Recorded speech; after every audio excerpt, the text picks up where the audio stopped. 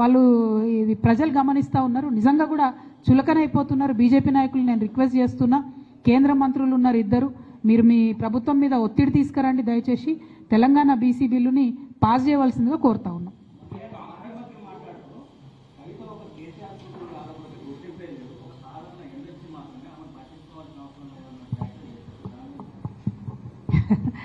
ఇప్పుడు ఇక ఏం చెప్పాలన్నా నీకు నా బాధ.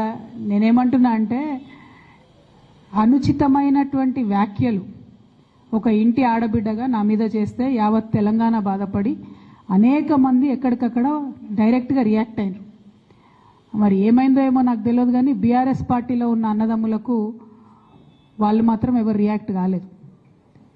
ఎందుకు కాలేదు అన్నటువంటి విషయం ఒకటి ఆలోచించాలి.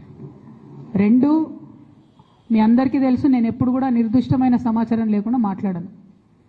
ఇవాళ నేను చాలా నిర్దిష్టమైన సమాచారంతో చెప్తున్నా. ఆ వ్యాఖ్యల వెనుక ఒక బీఆర్ఎస్ పెద్ద నాయకుడి హస్తం ఉన్నది. అందుకనే బీఆర్ఎస్ పార్టీ నాయకులు ఎవరు కూడా రియాక్ట్ కాలేదని చెప్పి నేను బలంగా నమ్ముతా ఉన్నాను. ఆ కుట్రలు చేసిన పెద్ద నాయకులు ఏమనుకుంటున్నారంటే, నా దగ్గర ఎవరో 10 మందిని పెట్టి నా దగ్గర జరిగే అంశాల సమాచారం ఎప్పటికప్పుడు తీసుకుంటున్నామని చావు తెలివితేటలు ప్రదర్శిస్తున్నారు. కానీ ఆ బాగా పెద్దగా ఉన్న నాయకుడికి అర్థం కావాల్సింది ఏంటంటే, అక్కడేం జరుగుతుందో కూడా నాకు సమాచారం వస్తూనే ఉంటుంది.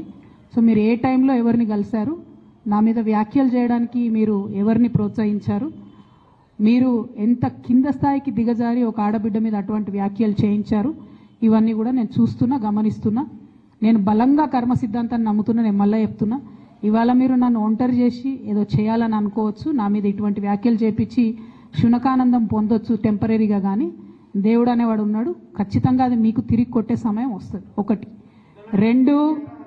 రెండు ఒక లిల్లీపుట్ నాయకుడు, నల్గొండలో బీఆర్ఎస్ పార్టీని నాశనం చేసిన ఒక లిల్లీపుట్ నాయకుడు ఆమెవరు ఈమెవరు అని మా గురించి మాట్లాడుతూ ఉన్నారంటే, మరి ఆయనకు ప్రోత్సాహం ఇస్తున్నది ఎవరో కూడా ప్రజలు ఆలోచించుకోవాలి. ఇవాళ నల్గొండ జిల్లాలో ఒక సీటు కూడా రాలే.